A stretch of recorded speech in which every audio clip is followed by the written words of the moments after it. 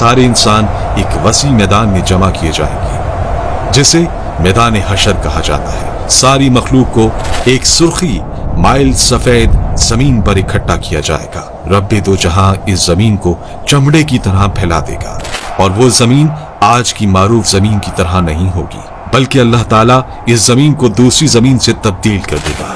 आसमान को भी इसी तरह तब्दील कर दिया जाएगा। ये मैदान इतना बड़ा होगा कि तमाम इंसानियत इसमें समा जाएगी। ये मैदान बिल्कुल हमवार होगा, कोई पहाड़, कोई गढ़ा, कोई बुलंदी नहीं। क़यामत के दिन हर मरहला पिछले से ज्यादा हैबतनाक और खौफनाक होगा। इसके बाद सूरज सर के ऊपर आ जाएगा।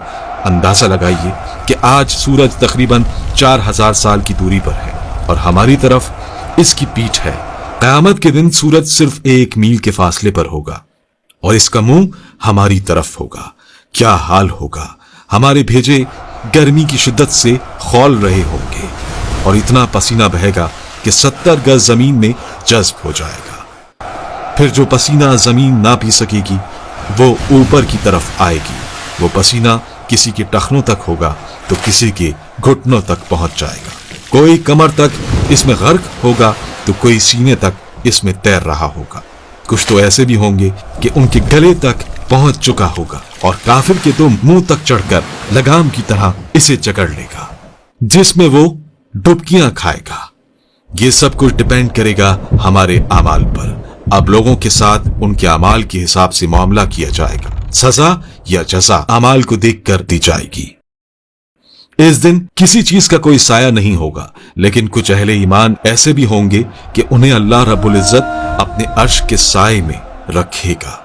इस गर्मी की हालत में प्यास की क्या कैफियत होगी। हाल ये होगा कि जबानें सूख कर काटा हो जाएंगी। कुछ तो जबानें मुंह से बाहर निकल आएंगी। दिल मुंह को आए होंगे। लोग अपने अपने गुनाहों के मुताबिक अजाब में होंगे। इस दिन कोई किसी का हाल पूछने वाला ना होगा। बड़े मजबूत और गहरे रिश्ते इस दिन अपनी वक़्त खो देंगे। रिश्तेदारियां और ताल्लुकदारियां किसी काम नहीं आएंगी। यहाँ तक कि सगे रिश्तेदार जो दुनिया में एक दूसरे को देखकर जीते थे, इस दिन एक दूसरे से जान छुड़ाएंगे। भाई भाई से भागेगा, माँ औलाद से पीछा छुड़ाएगी तो औलाद माँ से दौड़ेगी। बाप बच्चों से बेजार होगा तो बच्चे बाप से भागेंगे। बीवी शौहर से भागेगी तो शौहर बीवी से भागेगा। आखिरकार कोई किसी की मदद करने को तैयार ना होगा। हर जान नफ्सी नफ्सी पुकारेगी। हर शख्स सिर्फ अपनी ही फिक्र में होगा। किसी दूसरे से इसे कोई सरोकार ना होगा। यह मुसीबतें चल ही रही होंगी कि जहन्नुम को लाया जाएगा।